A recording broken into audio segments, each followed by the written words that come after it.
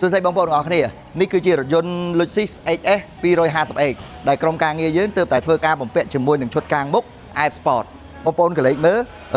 កាងឡាន original របស់រថយន្ត Lexus XS វាចេញមកលក្ខណៈស្តង់ដារវាចេញមកបែបមុខរៀង slow អត់សូវមានភាពតាក់ទាញដូច្នេះក្រុមការងារ VKH យើងបានធ្វើការ design ក៏ដូចជាធ្វើការបំពាក់ក៏ដូចជាធ្វើការ modify នៅឈុតកាងបែបនេះ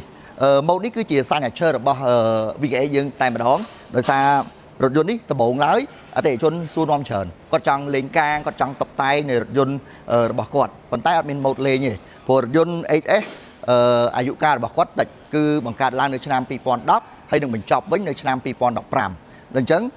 រាល់គ្រឿងរាល់ accessory ផ្សេងៗដែលត្រូវបំពាក់លើរថយន្ត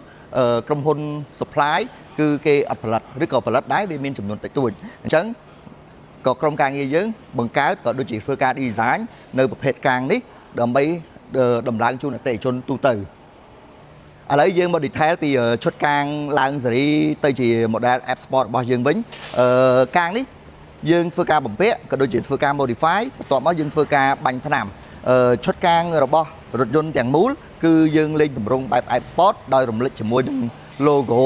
Lexus ហើយមានជ្រោមព័ទ្ធជុំវិញនៅប៉ាណាទាំងមូលក៏ដូចជាសុំពិលបែប original ហើយក៏មានពិលជាផលិតផលរបស់ជប៉ុនផងដែរបងប្អូនសូមបញ្ជាក់មួយកាងនេះគឺជាកាង original ដែលយើងធ្វើការ modify បំពាក់ទៅលើរថយន្ត XS បងប្អូនកន្លែងមើលលក្ខណៈជ្រោមក៏ដូចជាសាច់ប៉ាណាក៏ដូចជា logo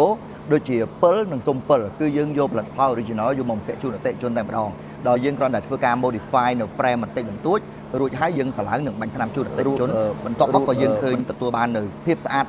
ដ៏ល្អរបស់រថយន្តតែម្ដង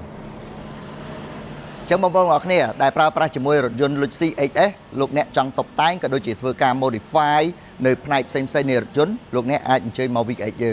ងទទួលស្វាគមន៍អតិថិជនធានាគុណភាពនិងតម្លៃអរគុណជួបគ្នានៅវីដេអូក្រោយ